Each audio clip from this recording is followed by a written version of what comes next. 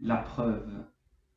Avec soulagement, Édouard Ancelot regarda sa fille Gilberte traverser la chambre. Lorsque la porte s'était ouverte, il avait pensé voir apparaître sa femme. Presque chaque dimanche après-midi, elle venait troubler sa solitude. Elle s'asseyait en face de lui, de l'autre côté du bureau, et elle parlait.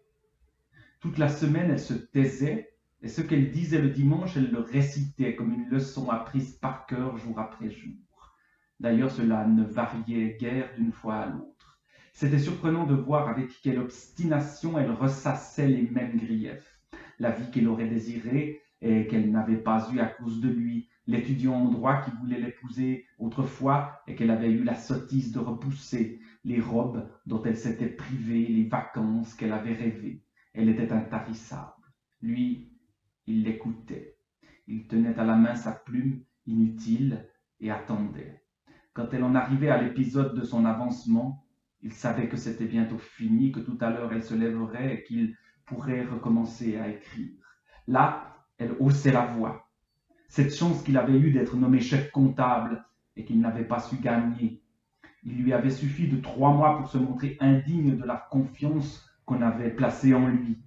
Existait-il au monde un autre cas analogue où un homme, après avoir été nommé chef comptable, redevint aide comptable? Non, elle en était sûre. Et qui avait-on nommé à sa place? Quelqu'un qui n'était pas de la maison, qu'on avait trouvé par le bureau de placement.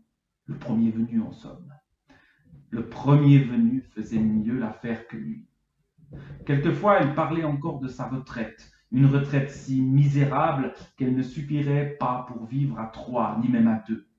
Alors que deviendrait-on? Plutôt compter sur Gilberte, cette pauvre petite, plutôt mourir. Puis elle se levait, s'en allait sans le regarder. Il l'entendait refermer bruyamment la porte. Presque tout de suite, sa plume se mettait à courir.